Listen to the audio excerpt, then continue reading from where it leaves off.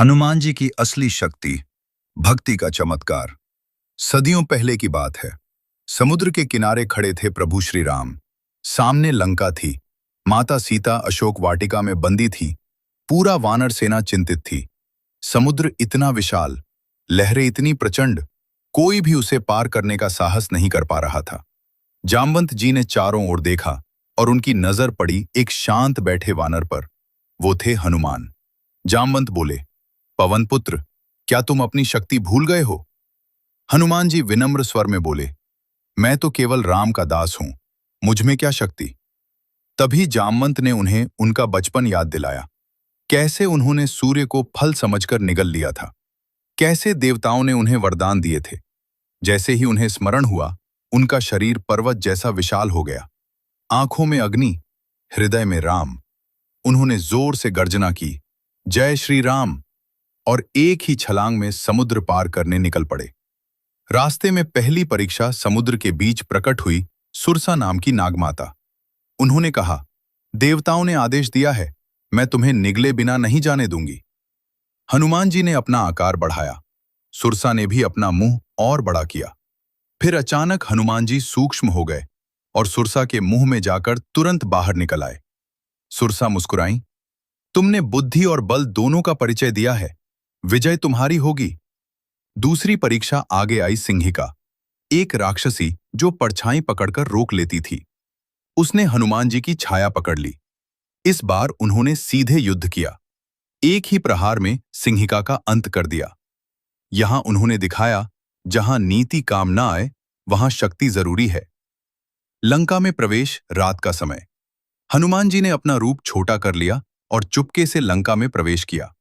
उन्होंने सोने की लंका देखी, हर ओर वैभव, परंतु भीतर अहंकार। अंततः उन्हें अशोक वाटिका मिली। वहां माता सीता वृक्ष के नीचे बैठी थीं, अश्रुओं में डूबी हुई। हनुमान जी पेड़ पर बैठ गए और धीरे से बोले, जय श्री राम। सीता जी ने ऊपर देखा, एक वानर, क्या यह भ्रम है? तभी हनुमान जी ने प्रभु श्री राम की अंगूठी नीचे गिराई। सीता जी की आंखों में आशा चमक उठी। हनुमान जी नीचे उतरे और बोले, माता, मैं रामदूत हनुमान हूं। सीता जी रो पड़ी, क्या राम मुझे लेने आएंगे? हनुमान बोले, माता, प्रभु शीघ्र ही आएंगे, यह मेरा वचन है। लंका दहन वापस जाने से पहले हनुमान जी ने सोचा, रावण को चेतावनी देना आवश्यक है। उन्होंने अशोक वाटिका उजाड़ दी, राक्षसों को परास्त किया। अंततः उन्हें पकड़कर रावण के दरबार में लाया गया। रावण क्रोधित होकर बोला, इस वानर की पूंछ में आग लगा दो। पूंछ में कपड़ा बांधा गया, आग लगा दी गई। पर हनुमान मुस्कुराए। उन्होंने अपना आकार बढ़ाया और पूरी लंका में कूदते फांदते आग फैला दी। सोने की लंका धधक उठी, पर अशोक वाटिका को छोड़ दिया, क्योंकि वहां माता सीता थीं। असली शक्ति समुद्र पार कर जब वे वापस लौटे, उन्होंने श्री राम के चरणों में गिरकर कहा, प्रभु, सब आपकी कृपा है। यही थी उनकी असली शक्ति, न अहंकार, न घमंड, सिर्फ भक्ति। कहानी का संदेश, हनुमान जी की ताकत उनकी गदा नहीं थी, उनकी ताकत थी अटूट विश्वास, निस्वार्थ सेवा, विनम्रता।